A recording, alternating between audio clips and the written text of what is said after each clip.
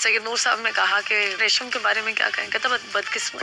अरे भाई मैं क्यों बदकिस्मत हूँ? बदकिस्मत तो आप है। अपने पैरों पे कहते कुल्हाड़ी मार ली। उस कुल्हाड़ी मैंने नहीं मारी, आपने मारी। He was in love with Saima जी। तो आपने नूर साहब से बात ही कभी की कि आप ये गलत कर रहे हैं मेरे साथ? उन्होंने एक दफा सेट पे मुझे बेइज्जत भी किया। तेरा फिल्म चलंदा कौन है? अस्सलाम वालेकुम नाज़रीन, आप देख रहे हैं ज़ी एच एंटरटेनमेंट में हूं ज़हीर अहमद। नाज़रीन, मोहम्मद राना और शान के दरमियान जो सर्वे था उसका रिजल्ट क्या आया है वो आपको प्रोग्राम के आखिर में बताते हैं। अहमद अली भट्ट साहब को इंटरव्यू दिया, रेशम ने टॉक ऑफ द टाउन है, उन्होंने काफ़ी सारी जहां बातें की हैं अपनी कोलीग्स के हवाले से, वहाँ पे उन्होंने सैयद नूर साहब के हवाले से भी कुछ बातें की हैं। उसके ऊपर बात करते हैं। रेशम जो है हमारे मुल्क की ख़ासतौर पर टीवी के ड्रामे से उनकी शुरुआत हुई थी, तो उस हवाले से बड़ी अच्छी अदाकार है। कई ऐसी उनके अंदर क्वालिटीज़ हैं जो कि मेरे ख्याल में दूसरे अदाकारों में उनके हम असर या उनके साथ की जो कलीग्स हैं उनमें कम पाई जाती है। एक तो उनकी डायलॉग डिलीवरी जो है वो अपनी नोयत की है, अपने अंदाज की है। उनको मुतअद्दिद फिल्मों में आप देख सकते हैं और उनके अंदर ये सलाहियत ज़रूर है कि जो भारी किस्म का करैक्टर होता है जिसमें काफ़ी सारी फिल्में हैं, उसमें जहाँ उनके साथ की हीरोइनें उस तरह से काम नहीं कर सकती या उनकी जो शख्सियत है वो इस हवाले से नहीं है कि आप बस उन्होंने 4-6 गाने पिक्चराइज करवाने हैं तो चलो जी काम ख़त्म।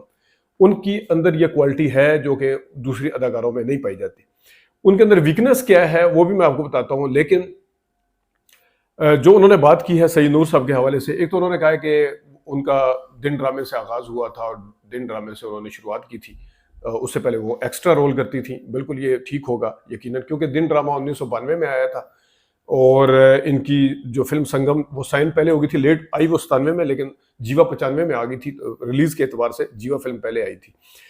लेकिन अगर आपको याद हो, दिन ड्रामे में दिन जो ड्रामा था वो असल में कवि खान, अफजाल अहमद, सुहेल अहमद और महमूद असलम का ड्रामा था। ये 4 होते हैं। इनकी फिर आगे औलाद, ये अफजाल की बेटी होती हैं रेशम, नवाल नाम था इनका, और वसीम अब्बास का बेटा था, कवि साहब का बेटा था वसीम अब्बास। उनके साथ अपना नबील, वसीम अब्बास बड़ा बेटा था, नबील के साथ इनका पेयर था। तो ये मतलब अगर ड्रामे के एतबार से देखा जाए इनका कोई इतना काबिल तज़किरा काम नहीं था जिस तरह सुहेल अहमद साहब को आज भी याद किया जाता है, अंदाजा करो उस ड्रामे के हिसाब से। फिर अफजाल अहमद का अपना स्टाइल था। फिर दिलावर का जो किरदार अदा किया था महमूद असलम ने, वो भी याद किया जाता। वसीम अब्बास का बड़ा अच्छा किरदार था उसमें। उस तरह से रेशम की एक एंट्री थी ज़रूर उसमें। और फिर टीवी का मीडियम और फिल्म के मीडियम में बहुत फ़र्क है। तो फिल्म के अंदर दिन ड्रामे के बाद इनको फिल्म में साइन किया गया बकौल रेशम के। रुखसाना नूर साहिबा ने इनको साइन करवाया, कन्विंस किया था। उस ज़माने में जो कसम फिल्म थी इरम हसन के साथ, सैयद नूर साहब की पहली फिल्म जो थी एज ए डायरेक्टर, उसमें उनको प्रीमियर वगैरह दिखाया जो भी था, तो उन्हें कन्विंस किया गया। इस तरीके से उनको संगम फिल्म में लिया गया जो कि शान साहब के साथ थी। और उसके गाने आपको याद होगा, वारिस बेग के गाने थे, बड़े मशहूर हुए थे। लेकिन रेशम ने उस वक्त फिल्में जब शुरू की तो एक किस्म का जो ब्रेक थ्रू था वो उन्हें सैयद नूर के ज़रिए से मिला। सैयद नूर साहब ने ना सिर्फ उस वक्त उनको ब्रेक थ्रू दिलवाया, बल्कि उन्होंने दोनों तरह के किरदार भी दिलवाए। कहाँ जीवा जैसा किरदार था जो कि एक कमर्शियल ग्लैमरस किस्म का जो किरदार था उसमें उनका, और कहाँ पे फिर उन्होंने संगम का किरदार था, फिर दुपट्टा जल रहा का किरदार था। तो ये किरदार उन्होंने उनको दिए। और चोर मचाए शोर भी की, फिल्में और भी की, उफ़ी बीवियाँ भी करवाई, और भी बड़ी फिल्में उनकी। लेकिन ये वो किरदार थे जिसकी वजह से रेशम को जगह बनाने में बड़ी आसानी पैदा हुई। तो ये इन्होंने कहा कि इन्होंने ये साबित किया कि शायद इनके उस्ताद जो है वो अयूब खावर साहब या दिन ड्रामे के हवाले से है। और लेकिन एक तो मैंने जिस तरह आपको दिन ड्रामे का बता दिया है, दूसरा ये है कि फिल्म और टीवी का मीडियम फ़र्क है। जितने भी टीवी पे अदाकार आते हैं वो जब फिल्मों में आते हैं तो वो उन डायरेक्टर्स को ज़रूर याद करते हैं, याद रखते हैं उनके एहसान को जिन्होंने उनको काम दिलवाया होता है। आप इज़हार काजी, राहत काज़मी, इन सब का देख लें। जावेद शेख साहब बताते हैं बाकायदा, शबाब करानवी साहब या वो जो आए कभी अलविदा ना कहना, पहले धमाका फिल्म थी, उसका भी तज़किरा करते हैं। लेकिन उसके दासा जितने भी टीवी से अदाकार आए हुए, गुलाम मोहिउद्दीन साहब टीवी से आए थे, वो आज तक याद करते हैं शबाब करानवी साहब को, अगरचे वो टीवी में आ चुके थे। लेकिन फिल्म एक अलग मीडियम है। फिल्म में जो आपको काम दिलवाता है, आपको कम से कम उसका नाम जरूर लेना चाहिए। ब्रेक आपने ठीक है बड़ी खूबसूरती के साथ रुखसाना नूर साहिबा का कह दिया है, उन्होंने कहा होगा, हो सकता है सैयद नूर साहब ने उनको कहा होगा आप कन्विंस करें, ये भी तो है ना, क्योंकि बाद में तो सैयद नूर साहब नहीं रखा ना, डायरेक्शन भी सैयद नूर ने दी उसकी, सारा कुछ। तो आपने इतनी कंजूसी से काम लिया है कि मेरे ख्याल में ये थोड़ा सा इसको देखा जाना चाहिए था। पहली बात तो ये है। आपने कहा कि उन्होंने अपने पाँव पे कुल्हाड़ी मारी और बदकिस्मत मैं नहीं, बदकिस्मत वो हैं और उन्होंने कहा पता नहीं और भी काफ़ी सारी बातें की हैं कि उन्होंने मुझे कहा था तेनू आंदा किए।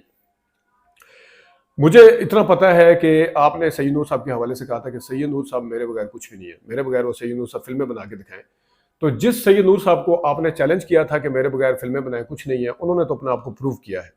जिस ज़माने में आप घर में बैठ चुकी थी, उस ज़माने में जिस ज़माने में पूरी फिल्म इंडस्ट्री बैठ चुकी थी, उस ज़माने में उन्होंने एक फिल्म बनाई जो डायमंड जुबली हुई, उसका नाम था मजाजन। उसके अलावा उन्होंने चूड़ियाँ, उनकी डायमंड जुबली फिल्म है, मजाजन उनकी डायमंड जुबली फिल्म है, इसी तरह जीवा उनकी प्लेटिनम जुबली फिल्म है, चोर मचाए शोर उनकी प्लेटिनम जुबली फिल्म है, दीवाने तेरे प्यार के प्लेटिनम जुबली फिल्में हैं, गोल्डन जुबली फिल्मों की भी एक लंबी तादाद है। एक दो मामलात में मैं रेशम से बिल्कुल एग्री करता हूँ, मैं बाद में बताता हूँ कि किस जगह पे जाके। लेकिन आपने कहा था कि आपके बगैर सैयद नूर साहब कुछ नहीं है, कुछ करके दिखाएं, या उन्होंने अपने पाँव पे चले, ये तो वो तो ऑफ द रिकॉर्ड बात है कि आपको कुछ नहीं है, ये तो हमने रिकॉर्ड पे किया कि उन्होंने अपने पाँव पे कुल्हाड़ी मारी। तो कुल्हाड़ी उन्होंने अपने पाँव पे किस तरह मारी, क्योंकि उनकी फिल्मों की जो तादाद है और उनकी फिल्मों के जिनके नाम मैंने गिनवाए हैं, जिस वक्त आप उन फिल्मों का हिस्सा नहीं थे, घूंघट में भी आपको चांस मिला था। तो अब खैर दो चीज़ें आपकी मुझे अच्छी लगी हैं कि मैं आर्गूमेंट के तौर पे उसको यहाँ पे कोट करना चाहता था, लेकिन आपने उसको आर्गूमेंट के तौर पे खुद बता दिया कि डाकू रानी का जो किरदार था, डाकू रानी भी उनकी प्लेटिनम जुबली फिल्म है बाय द वे, डाकू रानी का जो किरदार था वो साइमा जी के हवाले से था, ये आपने कहा, अच्छी बात है। चूड़ियाँ का आपने कहा कि मैं नहीं कर सकती थी, चूड़ियाँ का किरदार साइमा साहिबा के लिए ही था। एक फिल्म जो मजाजन है आप उसमें से भूल गई, तो किरदार जो थे वो आपको दिए गए, आपके हिसाब से दिए गए। सैयद नूर साहब ने साइमा साहिबा को कितना रखा है कितना नहीं रखा वो उनकी है। आप कहती हैं फ्लॉप फिल्में हैं उनकी मैंने हिट फिल्में भी गिनवा दी हैं, 2-3 फिल्में मैं भी कहता हूँ कि उसमें साइमा साहिबा अगर ना होती, जैसा जोर है या मुहाफिज है या वो थी क्या नाम है दीवारें वगैरह, लेकिन आपने सैयद नूर साहब के बगैर क्या किया है आप मुझे बताएं। क्या आपकी जो फिल्में मैंने आपको गिनवाई हैं, जीवा एक प्लेटिनम जुबली या अच्छी चलने वाली फिल्म थी, उसमें आप हिस्सा थी, उसके डायरेक्टर सैयद नूर साहब थे। आपकी चोर मचाए शोर का भी आप हिस्सा थी, उसमें भी सैयद नूर साहब थे, उसके डायरेक्टर, वो भी सुपरहिट फिल्म थी। और भी कई फिल्में ऐसी हैं। आप मुझे माइनस सैयद नूर साहब अपना बताएं। एक जन्नत की तलाश आपकी, मैंने जिस तरह बताया कि आपकी डायलॉग डिलीवरी बहुत अच्छी है, और उस फिल्म में ना रीमा सज सकती थी, ना मीरा सज सकती थी, ना साहिबा, कोई भी नहीं, उसके अंदर आपका किरदार ही था और आप ही सजी। तो वो जन्नत की तलाश वो चल नहीं सकी थी फिल्म, अनफॉर्चुनेटली। चले, लेकिन जन्नत की तलाश परफॉर्मेंस के हिसाब से आपकी एक ऐसी फिल्म है जो सैयद नूर ने नहीं बनाई। उसके अलावा मुझे 3 या 4 फिल्में ऐसी बताएं जिसमें सैयद नूर साहब डायरेक्टर ना हो, या तो उन फिल्मों ने उतनी कामयाबी समेटी हो जितनी सैयद नूर साहब की फिल्में समेटती रही आपके साथ भी और आपको माइनस करके भी, और या फिर मुझे ये बताएं कि उन फिल्मों में जिसके डायरेक्टर सैयद नूर साहब नहीं थे, उसमें आपने बहुत बड़ा कारनामा माइनस अदर देन जन्नत की तलाश। कोई ऐसी आंचल फिल्म थी, अल्ताफ हुसैन साहब की मोहब्बत है क्या चीज़, कुछ ठीक थी फिल्में, वो अच्छी फिल्में थी, लेकिन आपको जिस बंदे ने ब्रेक थ्रू दिलवाया आपने उसका नाम तक लेना मुनासिब नहीं समझा। ये बहुत बड़ी बात होती है, ब्रेक थ्रू देना, किसी को फिल्म के अंदर लेना।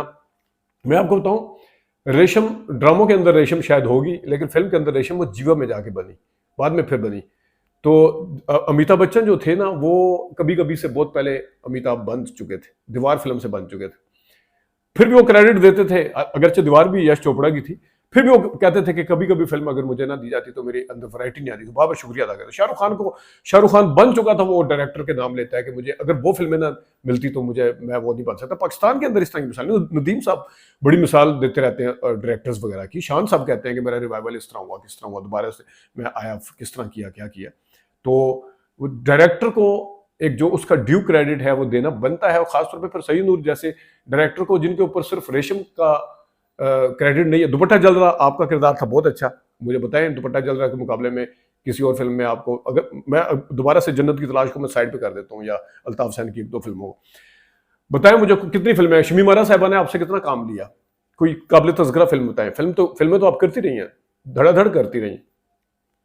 जिस वक्त सैयद नूर साहब को आपने छोड़ा, आपने कहा कि सैयद नूर साहब की फिल्में जो है फ्लॉप होती थी, तो सैयद नूर साहब की तो मैं बता दिया, चूड़ियाँ मजाजन आप तो नहीं थी उसमें, दीवाने तेरे प्यार के आप तो नहीं थी उसमें, और काफ़ी सारी फिल्में हैं जो गोल्डन जुबली भी है, सिल्वर जुबली फ्लॉप भी हुई है, बिल्कुल होती हैं। वो फिल्म इंडस्ट्री का ओवरऑल भी एक सवाल था।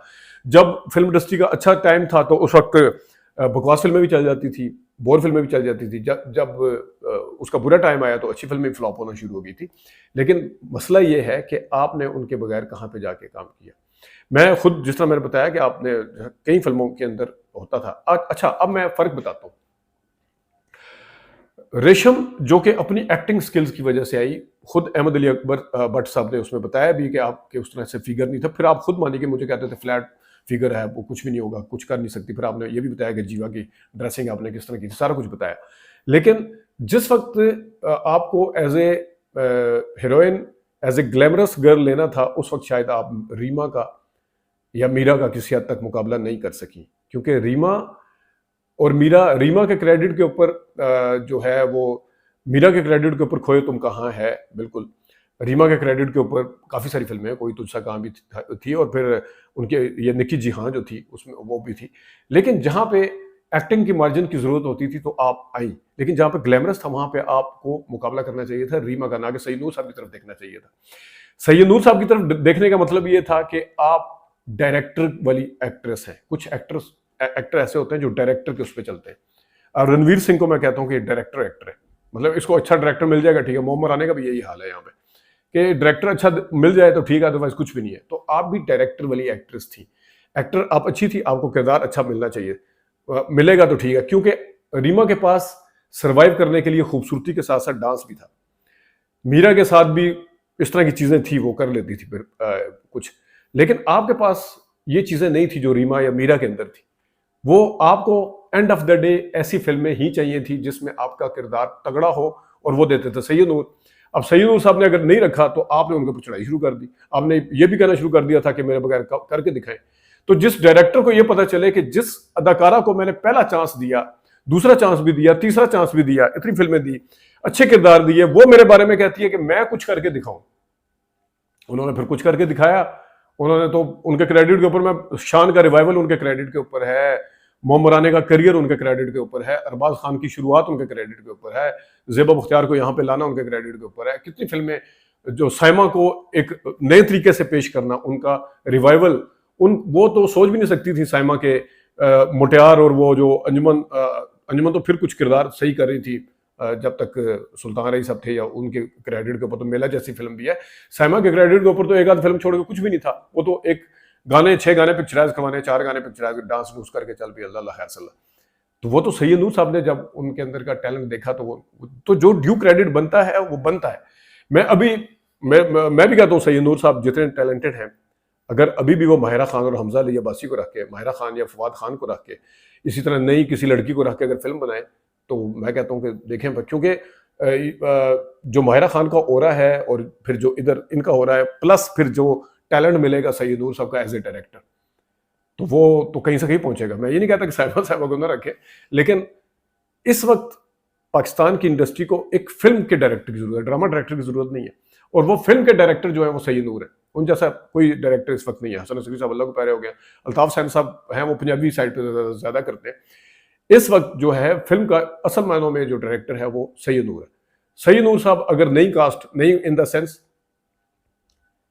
उनके लिए जो नहीं होगी, वैसे तो नहीं है, माहिरा खान तो वैसे नहीं है, या दूसरे भी, वो अगर थोड़ी इस तरह फिल्म बनाए तो सारा कुछ जबरदस्त तरीके से वो उसको यूटिलाइज कर सकते हैं। गलतियां हर किसी से होती हैं, बिल्कुल सैयद नूर साहब से भी कहीं ना कहीं हुई होगी, लेकिन रेशम के रवैये के ऊपर जनाब उनको क्रेडिट ना देना, उल्टा उनको सुना देना, कुल्हाड़ी मारना, बदकिस्मत कहना, पता नहीं क्या क्या कहना, तो वो तो अब आप तो पहले से काम छोड़ चुकी थी वो तो जनाब। और फिर आप मानती भी हैं कि मैंने उनकी वजह से, उनके रवैये की वजह से काम छोड़ा, इसका मतलब है कि आप उनके बगैर कुछ नहीं थी।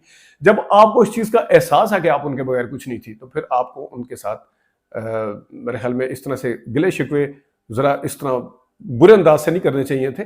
आपको रखना चाहिए था, उनके साथ ताल्लुक़ रखना चाहिए और होना चाहिए। उन्होंने साइमा साहबा के अलावा रीमा साहबा को भी काम दिया, मीरा को भी काम दिया, उन्होंने और भी बड़े लोगों को दिया, नो डाउट साइमा को तो ज़्यादा काम दिया।